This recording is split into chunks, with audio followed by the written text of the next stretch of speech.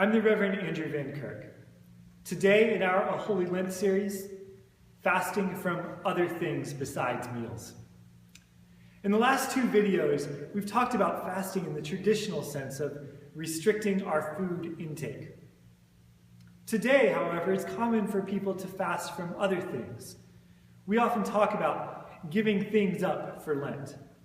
Sometimes it's food, candy, alcohol, desserts, meat. Sometimes it's not. Facebook, iPhone games, television. But Jesus didn't go out into the wilderness and fast from Diet Coke and chocolate. So what is this? Why do people do it? And is it really fasting? Well, let's think about fasting from food. There are two important qualities of food. First, it's not harmful to us. Really, it's good for us. It's necessary, at least in moderation. And two, it's physically pleasurable. So let's broaden our definition of fasting a little and say that fasting is voluntarily giving up something that is physically pleasurable but not harmful to us. So, can you fast from binge drinking, pornography, chewing tobacco? Not really. Those things may be physically pleasurable, but they are harmful. And don't mishear me. If there are harmful physical pleasures consuming your life, you can and should give those things up for Lent and beyond. They just aren't things from which we can fast. And given that definition, we also cannot fast from things that are not physically pleasurable, like Facebook.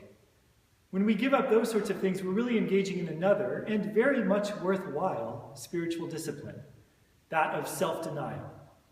Next week, Father Mike will be teaching about that. Now, what about sweets, alcohol, chips, even sex with your spouse? Those are things which are not harmful and are physically pleasurable. So we can fast from those sorts of things.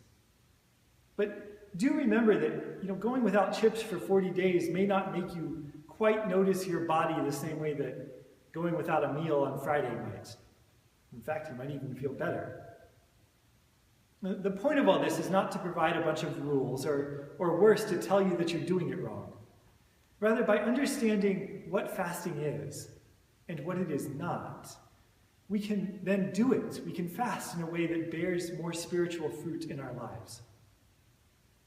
Most of all, remember that we do not fast because God is happy when we don't get to have things we like. Here's a hot theological opinion for you. God doesn't actually care about your chocolate intake. But God is happy when we seek after him most of all. And giving up our seeking after physical pleasures that are not harmful, fasting, can give us just a little more space to strengthen our spirits for that seeking of him. If you're anything like me, you spend plenty of energy caring for your body and its desires. Fasting during Lent is a chance to redirect some of that energy to care for our souls, for their desires. May the Lord be with you.